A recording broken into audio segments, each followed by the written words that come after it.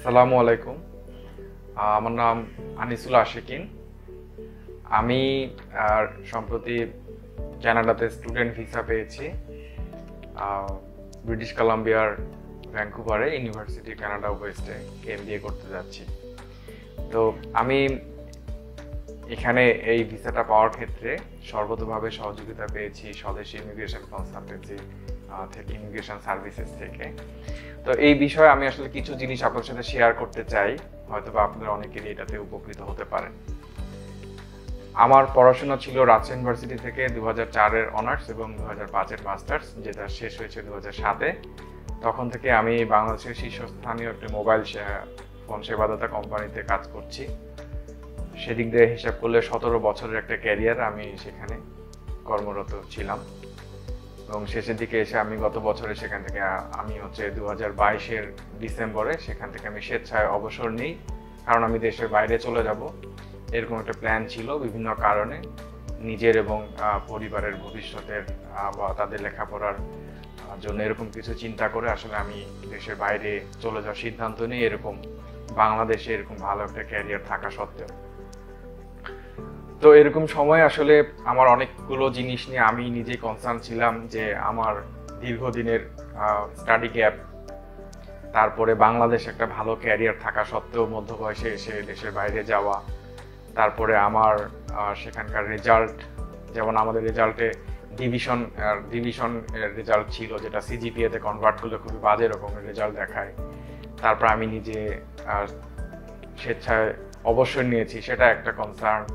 তারপরে আমার স্পন্সর আমি নিজে হব, আমি আমার সেলফ স্পন্সর আমি যাব। এরকম অনেকগুলো জায়গা থেকে আসলে আমি পরিকল্পনা করার পরেও আমি এই জায়গাটায় আসলে কিছুটা সন্দিহান ছিলাম যে আসলে কিভাবে আমি এগোবো। এরকম সময় আমি ফেসবুক থেকে আসলে এই এজেন্সিটির কথা জানতে পারি। যদিও এটির কর্ণধার মেহেরুল ইসলাম রাজীব ভাই, উনি আমার দীর্ঘদিনের কলিগ ছিলেন। আমরা একই প্রতিষ্ঠানে, আমি যে প্রতিষ্ঠানের কথা বললাম সেখানে আমরা কাজ করেছি।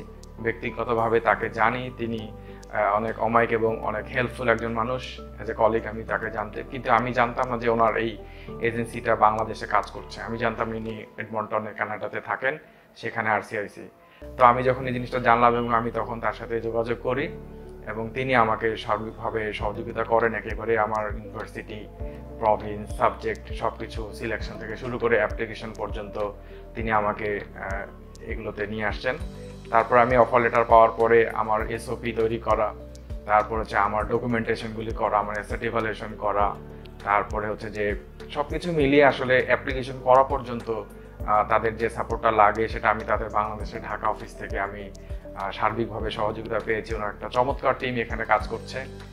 একই সাথে আমার এই অ্যাপ্লিকেশনটা করা ছিল 2023-এর ফল ইনটেকের জন্য, তার মানে গত বছরের সেপ্টেম্বর 2023-এর জন্য।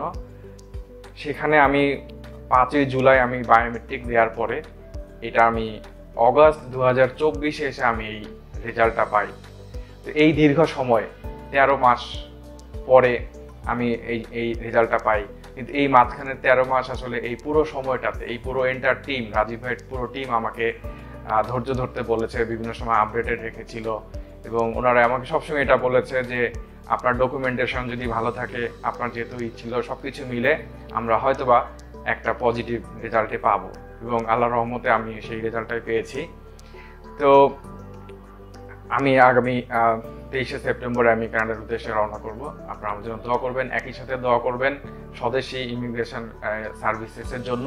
আমি বিশ্বাস করি সততা যদি থাকে, তারপরে নিজের যদি সদিচ্ছা থাকে এবং আপনার যদি ভালো করার প্রত্যয় থাকে, তাহলে এই যে কানাডা সরকারের যে রিসেন্ট যে তাদের ক্যাপিং করেছে 2024-এ, যে নতুন যে আইন কানুনগুলো করেছে, আমরা অনেকেই মনে করছি যে এখানে হয়তোবা সুযোগ কমে যাবে, কিন্তু আমার কাছে এটা একদমই মনে হয় না। জেনুইন স্টুডেন্ট হিসেবে যারা যেতে চায়, যাদের প্রপার ডকুমেন্টেশন থাকবে এবং কোথাও যদি কোনো আসলে কিছু মাত্রায় গ্যাপ থাকে, সেগুলো যদি আমরা এনাদের সহযোগিতা নিয়ে আমরা সেভাবে সুন্দর করে আমরা প্রপার ডকুমেন্টেশনগুলো করতে পারি, সাজাই গুছিয়ে দিতে পারি, তারপরে একটা ভালো একটা এসওপি যদি আমরা বিল্ড করতে পারি, ক্র্যাফট করতে পারি, তাহলে অবশ্যই আপনার এই সুযোগটা অবশ্যই আপনি নিতে পারবেন। তো আমি সবাইকে আহ্বান জানাবো, যারা আসলে দেশের বাইরে পড়তে চান, বিশেষ করে কানাডা, ইউএসএ, অস্ট্রেলিয়াতে, তারা স্বদেশীর সাপোর্ট অবশ্যই নিতে পারেন, নির্দ্বিধায় নিতে পারেন, এটুকু বলতে পারি। তো আপনাদের সবার জন্য শুভকামনা, আমার জন্য দোয়া করবেন। আসসালামু আলাইকুম।